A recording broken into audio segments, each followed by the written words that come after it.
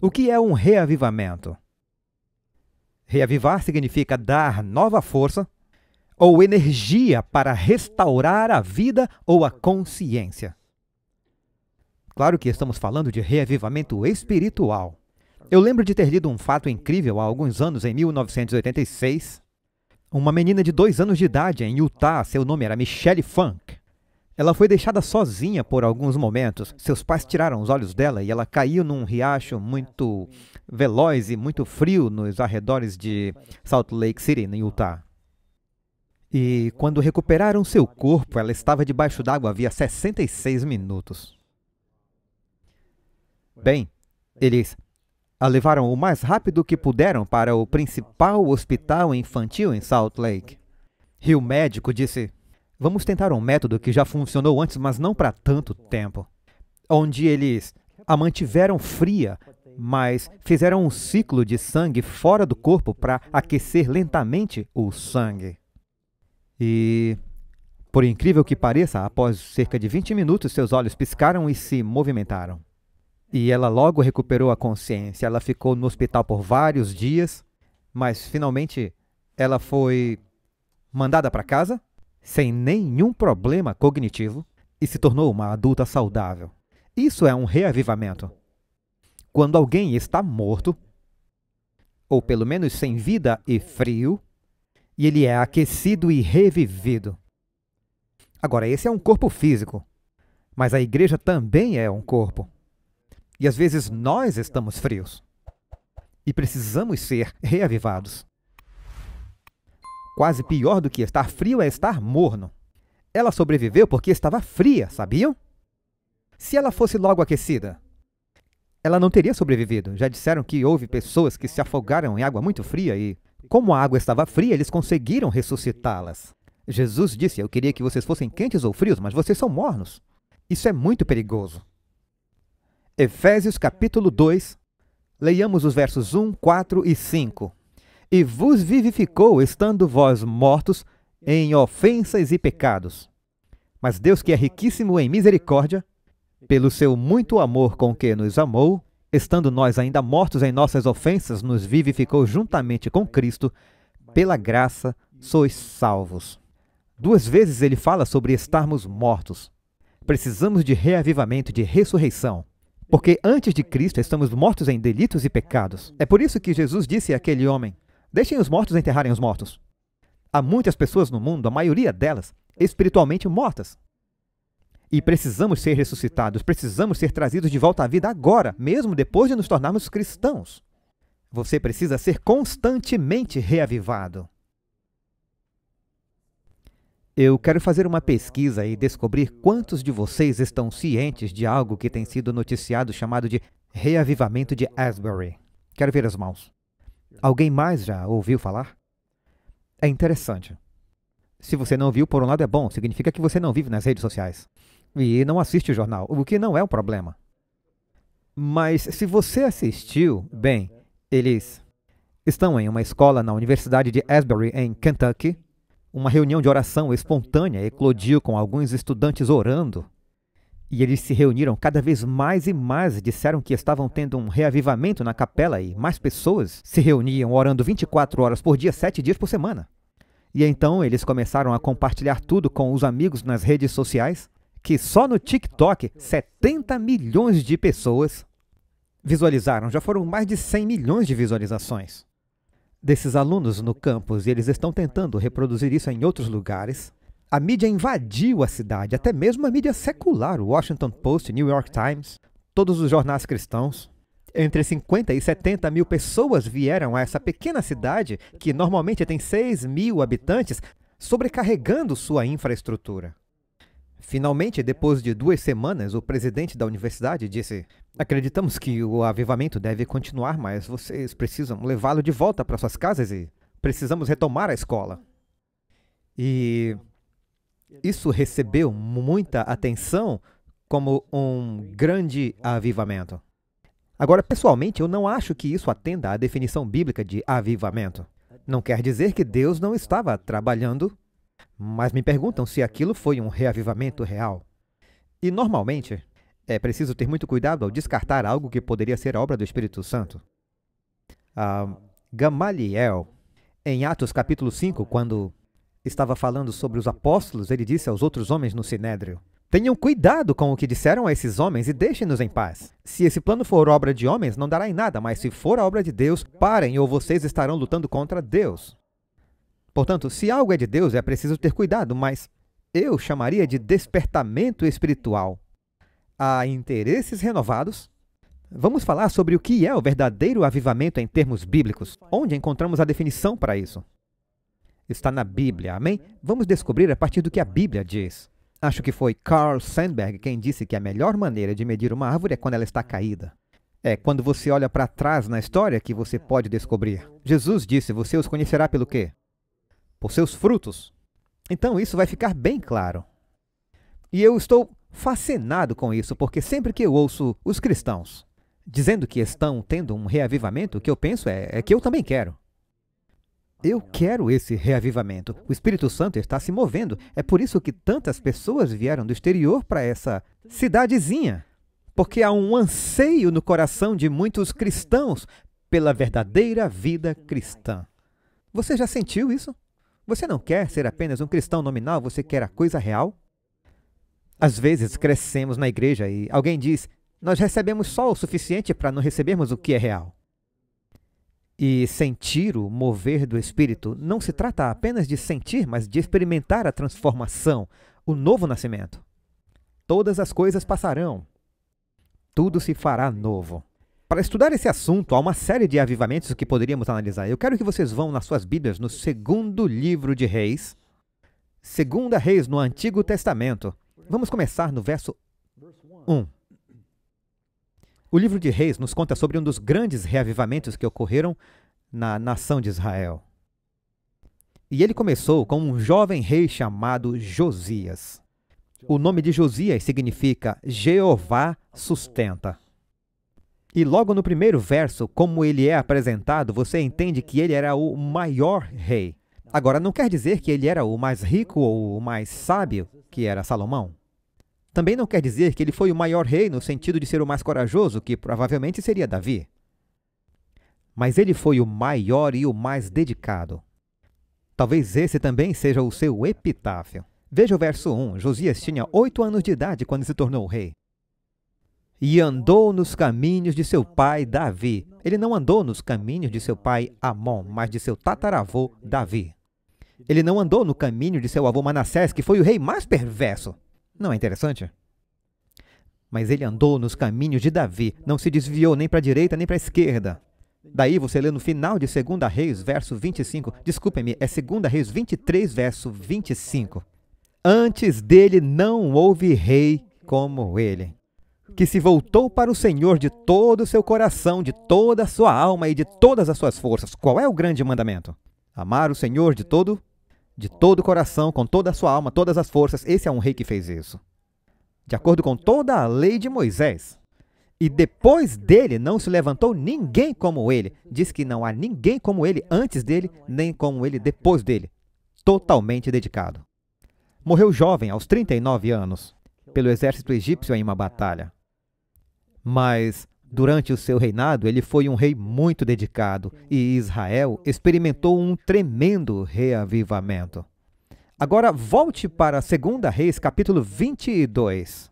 Não teremos tempo para ler tudo nos capítulos 22 e 23, então eu vou destacar o que está acontecendo.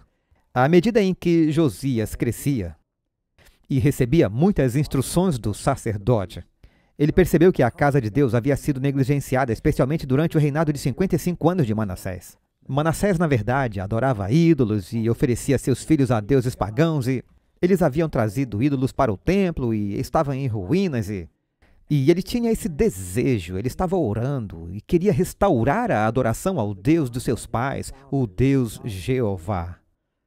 Portanto, há 7 pontos no verdadeiro avivamento. Eu quero avisá-los antes onde eu vou, para que você possa saber quando eu estiver quase terminando, para você poder terminar de fazer o seu jantar.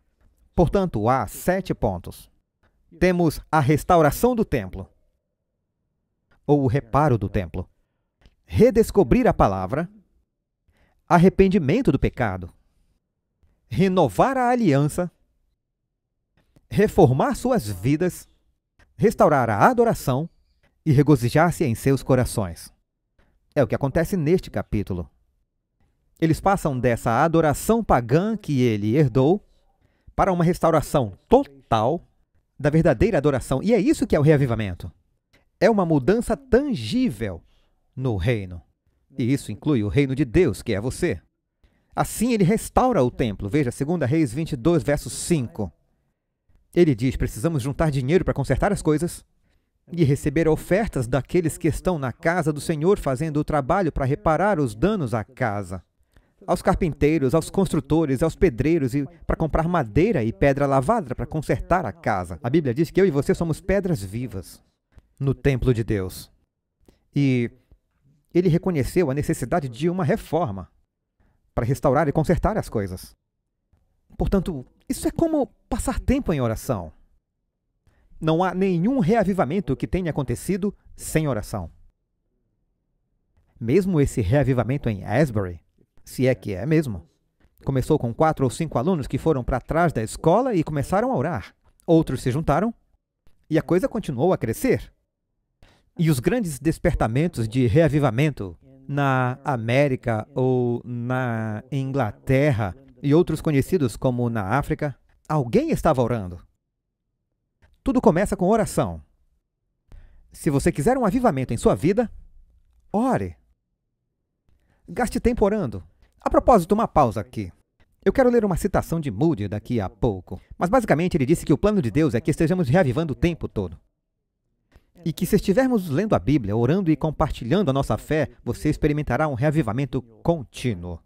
Os ciclos de reavivamento são normais. Como estamos lutando contra a morte o tempo todo, é preciso estar constantemente revivendo. Esse será o caso até você chegar ao céu. Ali o reavivamento será permanente. Certo? É quando o seu corpo não vai mais morrer. Quer dizer, dirigindo por aí, você vê as árvores da primavera explodindo com flores. Vocês perceberam? É um reavivamento da natureza, mas vai morrer no próximo outono. E vai precisar reviver. Mas não fique mal se nem sempre você foi reavivado.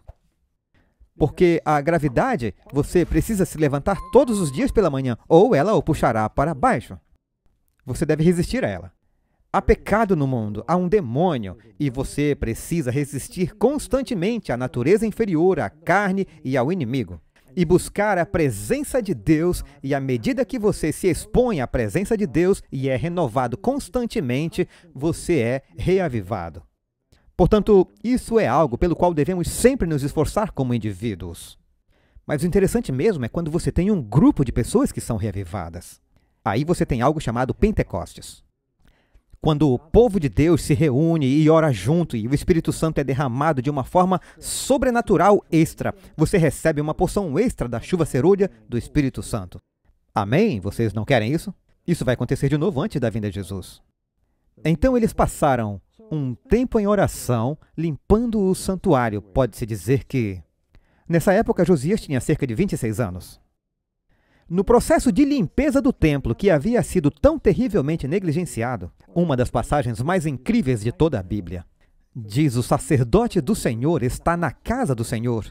E ao examinar algumas coisas numa das salas do armazém, não diz especificamente o que aconteceu. Ele chama o chefe dos escribas, Ilquias, o sacerdote, e diz: olha só! Parafraseando agora. Ele não diz, olha aqui. Ele disse: encontrei o livro do Senhor na casa do Senhor. A propósito, eu espero que você vá a uma igreja onde possa encontrar a palavra de Deus na casa de Deus. Isso é muito importante. Mas não é incrível que os sacerdotes o que diz? Veja, encontrei a palavra do Senhor no templo. Espero que você também encontre. Será que ela não estava no lugar errado? Ou haviam se esquecido dela? E não é a mesma coisa que eu dizer eu encontrei uma Bíblia. Ele usa a palavra o. Ouça, a palavra o. Livro do Senhor.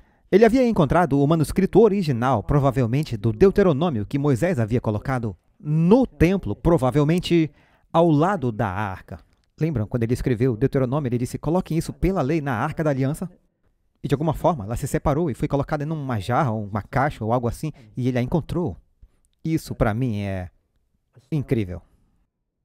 Ele disse, eu encontrei o livro da lei do Senhor dada por Moisés. Isto é, pela mão de Moisés. Um documento valioso para Israel perder. Querem ouvir um fato incrível? Em 1989, um consultor financeiro da Filadélfia estava numa feira livre e encontrou um quadro que era uma pintura antiga e desbotada de uma fazenda. A moldura era muito bonita, mas como era muito antiga, ele comprou por $4. Levou para casa e, ao tentar tirar a foto da moldura, ela se desfez. Mas ele notou que entre a pintura e a parte de trás da foto havia um documento dobrado. Ele retirou e era uma cópia da Declaração de Independência. Uma das 500 cópias originalmente impressas na época em que foi escrita. Apenas 22 sobrevivem até hoje. E ele a vendeu no leilão de South Beach por $2,42 milhões. E era só uma cópia do original. E veja como ela é valiosa. O povo de Deus havia perdido o original. E eles o encontraram. Imagine a empolgação do escriba. Ele mal podia esperar para levá-lo ao rei, pois disse que ele leu. Ler o livro de Deuteronômio leva só algumas horas. Mas o livro inteiro? Nem tanto tempo, talvez uns 90 minutos. Então, como ter um reavivamento? Uma redescoberta da palavra de Deus. E isso pode acontecer na casa de Deus. Romanos 10:17. Ninguém é salvo sem fé. O que diz a Bíblia? Como vem a fé? A fé vem pelo ouvir e pelo ouvir a palavra de Deus. Quando você ouve a palavra de Deus, ela faz algo em sua fé. Podem dizer amém? Somos salvos por conhecer Jesus. Onde ele é revelado? Na palavra. Cristo é a palavra. Quando a palavra é pregada, proclamada e exaltada, Jesus disse, conhecereis a verdade e a verdade vos libertará. Pessoas são salvas por conhecerem a palavra de Deus, a Bíblia. Isso foi uma coisa que me fez suspeitar que o que estava acontecendo na universidade em Kentucky, embora fosse um despertar espiritual, não era na verdade um reavivamento. Porque observando aos vídeos, eram apenas pessoas cantando e orando. Não havia nenhum pregador proclamando a palavra. Se fizeram isso, eu não vi. Foi uma parte muito pequena do que aconteceu lá. Mas observando os grandes avivamentos, o que acontece no Pentecostes quando o Espírito Santo é derramado? Pedro se levanta e prega. O maior avivamento da história é o de Nínive. Jonas vai até lá e começa a pregar. E toda a cidade é reavivada. E você verá na história, eu estudei alguns dos grandes avivamentos na história. Vocês devem ter ouvido falar de George Whitefield. Uau! Ele é considerado por muitos como um dos maiores pregadores ingleses da história. Ele estudou teatro quando era adolescente, mas se converteu. Tinha uma voz naturalmente poderosa. Benjamin Franklin, em sua autobiografia, disse: eu ouvi, mas não acreditei até que vi com meus próprios olhos que esse homem podia ser ouvido distintamente por 30.000 pessoas. Franklin não menciona amplificação artificial, pois isso nem havia sido inventado ainda. Mas quero que saibam que ele foi ouvido por 30.000 pessoas sem um sistema de alto-falantes artificiais. E se eu desligar esses microfones? Melhor não tentar. Minha voz é fraquinha. Ele tinha uma voz potente. Na verdade, um ator que viveu na época em que Whitefield estava pregando, o ouviu pregar. E disse, ele disse, eu daria 100 Guinness se eu pudesse dizer a palavra "oh", como Whitefield. Bastava ele dizer a palavra Mesopotâmia, e isso levaria toda a congregação às lágrimas. Ao dizer Mesopotâmia, eu não sei como ele fazia isso, eu não consigo. Mas ele passava pelas cidades e aconteciam esses reavivamentos por causa da pregação da palavra. E você via grandes mudanças na comunidade.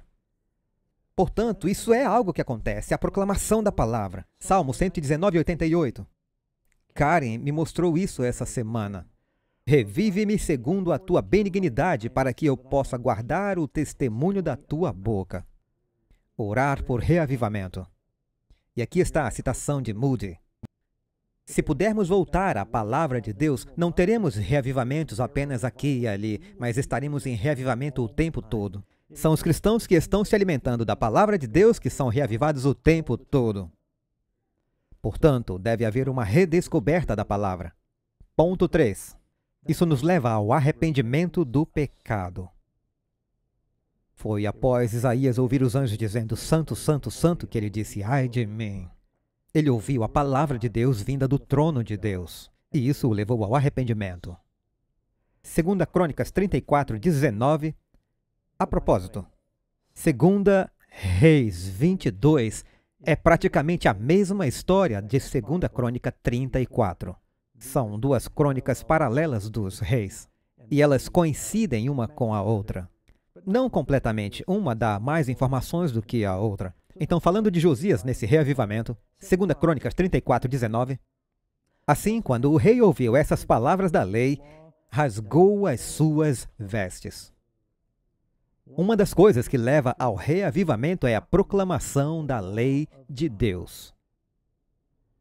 Spurgeon, Lutero, Whitefield, Moody, Wesley, Finney, todos disseram, você não ouvirá o evangelho até que primeiro ouça a lei.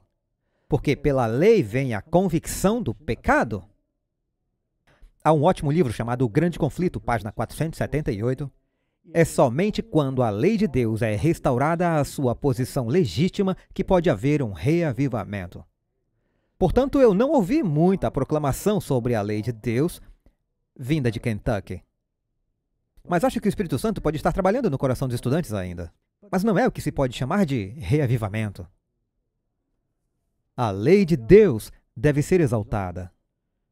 Jesus fala em João 16, verso 8, e quando ele vier, o Espírito Santo, ele convencerá o mundo do pecado, da justiça e do juízo. Como Jonas conseguiu um reavivamento? Ele disse, em 40 dias esta cidade vai ser destruída. Isso é juízo. E eles se arrependeram, e jejuaram, oraram e se vestiram de pano de saco e cinzas. Houve um grande arrependimento que varreu a cidade. Pedro prega sobre Jesus, Atos capítulo 2. E ele diz, arrependam-se, cada um de vós seja batizado. Perguntaram, o que faremos? Arrependam-se. Como João Batista promoveu um reavivamento? Novamente, um pregador pregando a palavra? Ele disse, arrependei-vos. Qual foi a primeira coisa que Jesus disse quando saiu pregando? Arrependei-vos, pois o reino dos céus está próximo. Isso faz parte de um avivamento. Um chamado ao arrependimento. E esse arrependimento será o arrependimento de um pecado específico. Nem sempre é geral. Há um belo livro chamado Mensagens Escolhidas, volume 1, página 121. Um reavivamento da verdadeira piedade entre nós é a maior e mais urgente de todas as nossas necessidades. Buscar isso deve ser nosso terceiro trabalho. Aqui não diz que é o nosso primeiro trabalho. Deve haver um esforço sincero para obter, quer dizer, eu tenho que fazer algo, sim. Deve haver um esforço sincero para obter a bênção do Senhor. Não porque Deus não esteja disposto a nos conceder sua bênção, mas porque nós não estamos preparados para recebê-la. É preciso limpar o templo. Nosso Pai Celestial está mais disposto a dar seu Espírito Santo àqueles que lhe pedem do que nossos pais terrenos a dar bons presentes a seus filhos. Mas é nosso trabalho, por meio de confissão, humilhação, arrependimento e oração sincera, cumprir as condições sob as quais Deus prometeu conceder sua bênção. Um reavivamento deve ser esperado apenas em resposta à oração. Há algo que nós devemos fazer, se quisermos esse reavivamento. E parte disso é orar e escolher voluntariamente se arrepender de nossos pecados. Charles Finney era um grande avivador. Era um advogado que se converteu. E ele tinha uma abordagem muito organizada sobre reavivamento. Foi percebido que os avivamentos que aconteceram ao longo da história foram muito organizados. A ideia de pessoas pulando, dançando e caindo por toda parte geralmente não é seguida de uma vida piedosa. É uma espécie de experiência sensacional. E outra coisa que notei, e novamente, só observando, mas muitos meios de comunicação, quando falavam sobre o avivamento na universidade, entrevistavam pessoas e todos que pegavam o microfone diziam, eu sinto isso, eu sinto aquilo, há um sentimento muito grande. Você sente? Quando eu entrei na sala, eu senti.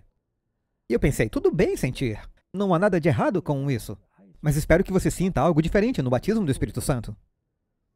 Mas se for só um sentimento, é como se eu apenas quisesse essa experiência tangível de sentimento. Ouçam o que acontece aqui. A propósito, Charles Finney, eu começo e nunca termino.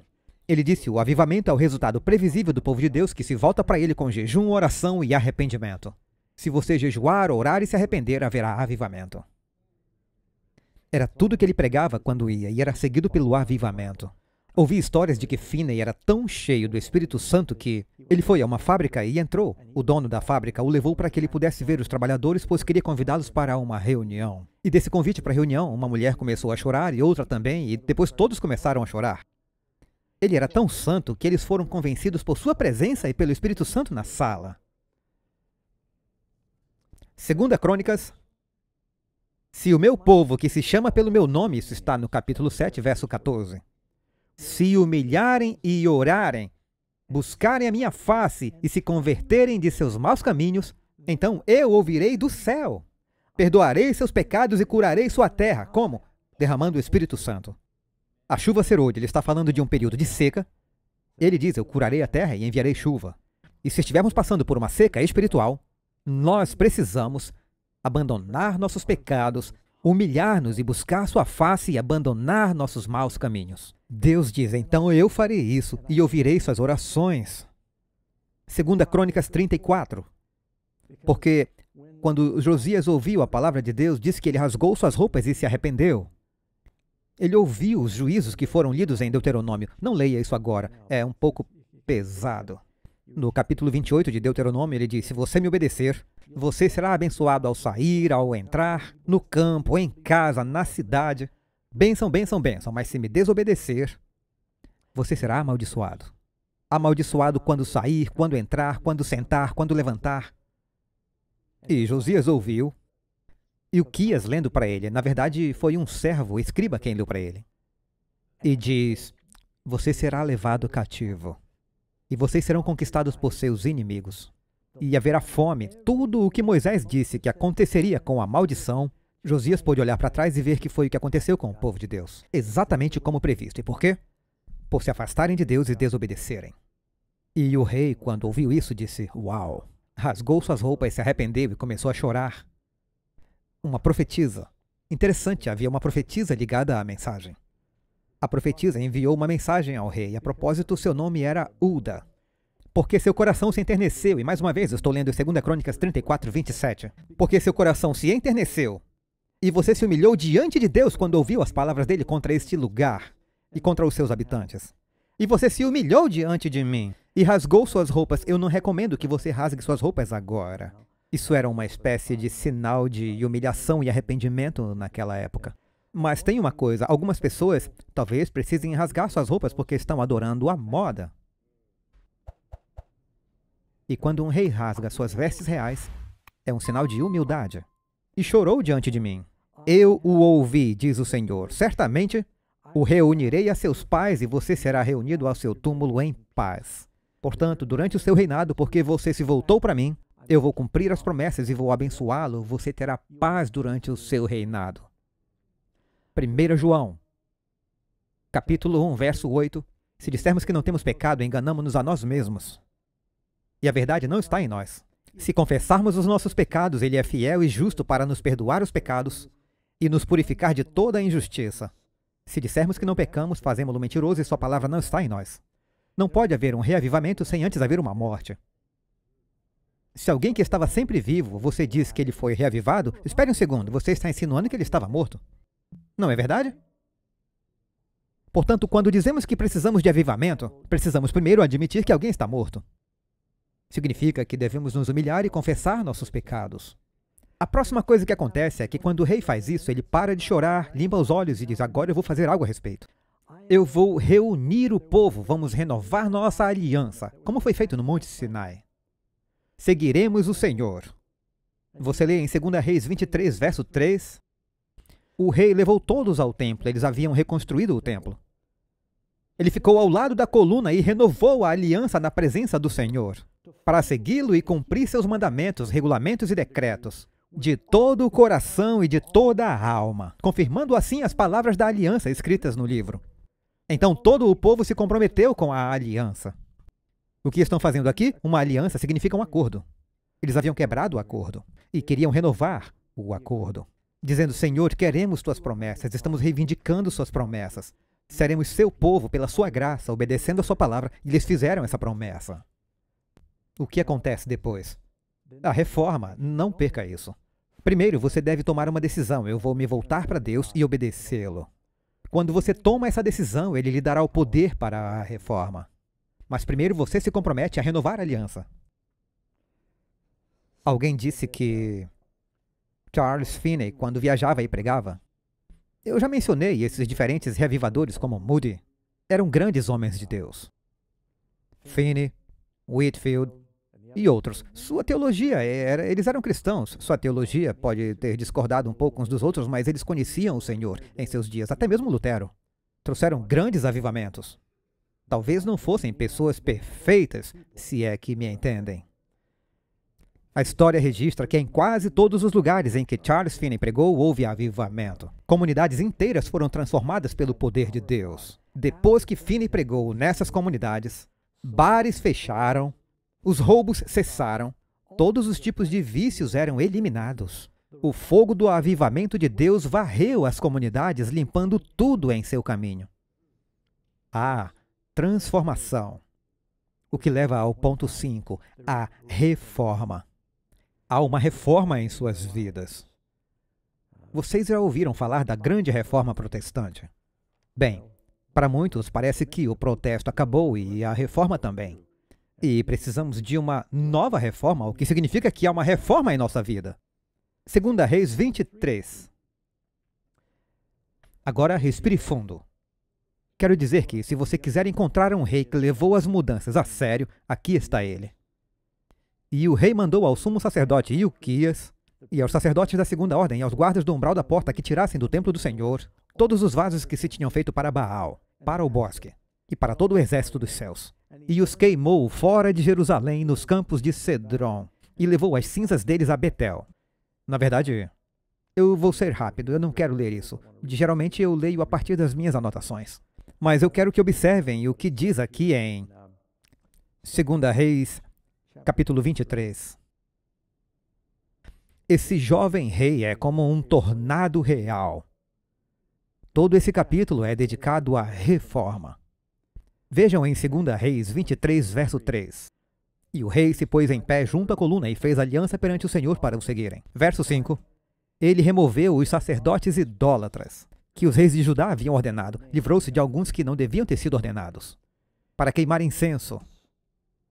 E os que queimavam incenso a Baal, ao sol, à lua e às constelações. Verso 7, estou pulando rapidamente. Também derrubou as cabanas rituais da pessoa pervertida, algumas versões dirão sodomitas, que estavam na casa do Senhor. Isso havia entrado na casa do Senhor. Isso está acontecendo nas igrejas hoje? No mundo todo, sim. E depois continua dizendo que ele derrubou os lugares altos. Eu estou no verso 8. Vá para o verso 10. Também profanou a Tofete, que está no vale dos filhos de Inom, para que ninguém fizesse passar a seu filho ou sua filha pelo fogo. Estavam sacrificando seus filhos, como num aborto.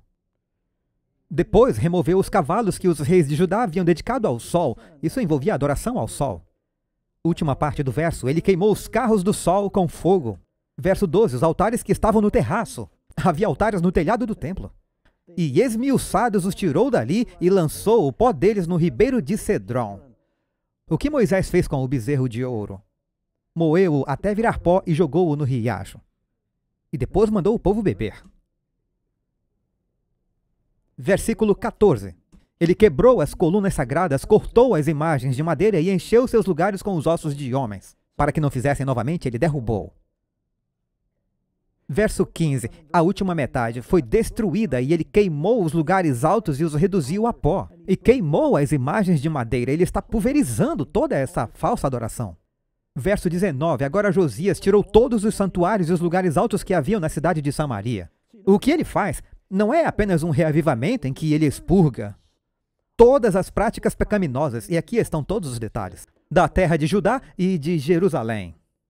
Ele se livrou dos falsos sacerdotes. Ele subiu para Samaria, onde Israel estava, e nesse ponto foi levado cativo. Como havia sido predito, eles haviam sido levados pelos assírios, mas ele foi até lá. E destrói os altares que haviam sido feitos pelo rei Jeroboão. e queimou os ossos dos sacerdotes no local para que ficasse contaminado e eles nunca mais o fizessem. Em seguida, ele vai para Samaria, percorre toda a terra de Israel e a purifica de tudo que é pagão. Esse jovem rei disse: voltaremos para Deus, e ele se livrou especificamente dos pecados de idolatria e outros que mencionamos. Isso é o que se chama de reforma. Ezequiel 33, verso 15. O que é uma reforma? Restituindo esse ímpio o penhor, indenizando o que furtou. Ouvi falar que quando Whitefield passou por uma cidade e fez um reavivamento na Irlanda, uma fábrica tinha tantos produtos roubados que tiveram que construir galpões para abrigá-los. Seus funcionários vinham furtando coisas da fábrica há anos, mas foram tão convencidos que trouxeram tudo de volta. E havia tanta coisa que nem conseguiam guardar todos os bens que haviam sido roubados. Ezequiel diz que quando houver um reavivamento, o ímpio devolverá o que roubou. Muitos que conheço dizem: eu aceito Jesus, obrigado, Senhor, por tua misericórdia. Seus pecados estão perdoados, eles vêm à igreja, mas ainda tem na garagem o cortador de grama do vizinho que pegaram emprestado há 2 anos. E dizem: eu peço a Deus para me perdoar. Bem, devolva e ele o perdoará. A Bíblia diz: se você levar sua oferta ao altar e tiver algo contra seu irmão, deixe a sua oferta e vá se reconciliar com seu irmão, e então leve a sua oferta. Às vezes a reforma não é apenas devolver o que você roubou, mas significa escrever alguns erros, escrever algumas cartas e pedir desculpas. Ezequiel 18, verso 7. Estou indo fora de ordem, desculpem. Se ele não oprimiu ninguém, mas restituiu a dívida ou a promessa, não roubou ninguém com violência, deu seu pão ao faminto e cobriu-o nu com suas roupas, se não cobrou usura, nem tomou lucros, mas retirou sua mão da iniquidade e executou o verdadeiro juízo entre homem e homem, se ele tiver andado nos meus estatutos e guardado fielmente os meus juízos, ele é justo. Ele certamente viverá, diz o Senhor. Não está falando de viver fisicamente, pois todos estão fazendo isso. Ele está falando que ele terá vida eterna. Pastor Doug, isso não é justiça pelas obras? Não. Está dizendo que quando você se arrepender de seus pecados e aceitar a misericórdia, a graça e o perdão de Jesus, isso será seguido pela reforma. Se não há reforma, isso não é o Evangelho. O verdadeiro Evangelho vai provocar mudanças tangíveis na igreja, que é quando há reavivamento. Quando as pessoas se amam, deixam suas diferenças de lado. Pelos frutos os conhecereis, Jesus disse. Então ocorre uma restauração da adoração. É o ponto 6. 2 Reis 23, verso 21, o rei ordenou a todo o povo, dizendo: como tenho lido o livro de Moisés, percebo que estamos negligenciando os dias santos, negligenciando as festas do Senhor. E o rei ordenou a todo o povo que guardasse a Páscoa para o Senhor seu Deus, como está escrito no livro da aliança. E diz que eles guardaram a Páscoa da maneira como ela foi planejada, e a Páscoa tem tudo a ver com aceitar Jesus, o sangue do Cordeiro, e o anjo do juízo passa. E isso é lembrar o tempo sagrado. Será que Deus nos deu um tempo sagrado toda semana? Será que isso foi esquecido? E diz que a Páscoa nunca havia sido celebrada desde os dias dos juízes que julgavam a Israel, nem nos dias dos reis de Israel ou dos reis de Judá. Eles haviam esquecido o Cordeiro. A Páscoa tinha tudo a ver com o Cordeiro. E às vezes esquecemos isso. Portanto, uma parte do avivamento não é apenas fazer o que é certo, mas dar a Deus o seu tempo. Vir à igreja. Essa foi uma santa convocação. A propósito, toda semana temos algo que a Bíblia chama de santa convocação. É chamada de Santa Assembleia. Nos reunimos, e eu sei que durante a pandemia, estávamos todos mantendo distância para nos manter seguros, ou pelo menos a maioria. Mas eu acho que já podemos superar isso. A Bíblia diz: não deixem de se reunir. Algo acontece quando nos reunimos. Quando o Espírito Santo foi derramado no Pentecostes, todos estavam reunidos em um só lugar, em uma corte. E Deus derramou o Espírito Santo. Há algo a ser dito a respeito. Amém?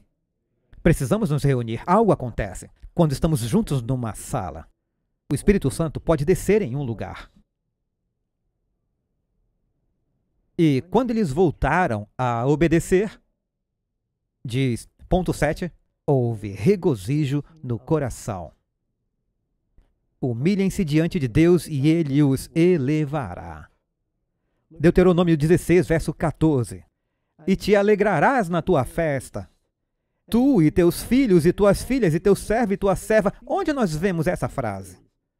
Seus filhos, suas filhas, seu servo, sua serva. Isso não está no mandamento do sábado? Lembrar-se de reunir-se, esse deveria ser um dia de choro ou de alegria? O sábado é uma ocasião feliz. Quando o filho pródigo voltou para casa, o Espírito Santo o trouxe de volta para casa. O que o pai fez? Alegrou-se. Ele estava morto e agora está vivo. Isso é avivamento. Certo? Estava perdido e foi encontrado. Portanto, devemos nos alegrar quando o Espírito de Deus se move e há reavivamento. Amigos, eu quero que isso aconteça de verdade com vocês. Eu digo, Senhor, tu já fizeste isso antes, faça de novo. A Bíblia nos diz que pode haver avivamentos verdadeiros e falsos. O Espírito de profecia nos adverte que, nos últimos dias, pouco antes de Deus derramar seu Espírito no poder da chuva serôdia, o diabo, antecipando-se a isso, introduzirá um falso avivamento. Portanto, não sei o que está acontecendo agora. Parece que tem havido muito disso. Talvez não seja isso, mas tem havido muitos interesses religiosos. E eu sei que eu quero isso de verdade. Amém? Precisamos preparar nossos corações por meio da oração, do arrependimento, escrevendo os erros que pudermos, confessar nossos pecados aonde isso precisa ser feito e humilhar-nos perante o Senhor. E Ele nos levantará, Ele sarará a nossa terra. Amém?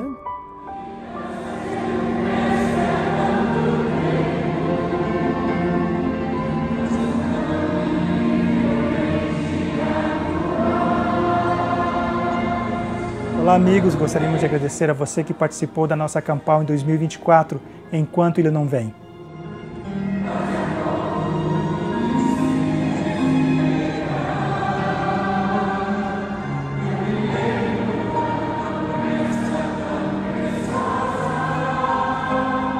Quero dizer que todos os vídeos da Campal já estão em nosso canal, inclusive aqueles que não foram transmitidos, no caso, os seminários. O link eu vou deixar aqui embaixo nesse vídeo.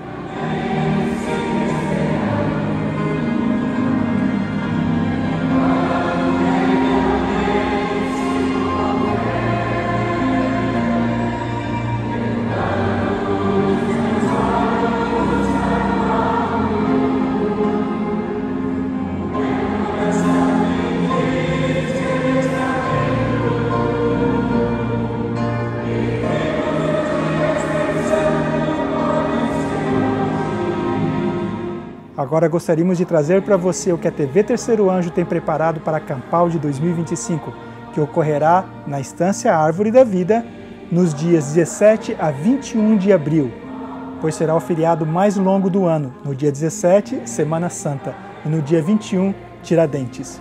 O local, o mesmo local da Campal anterior, Estância Árvore da Vida em Sumaré, São Paulo.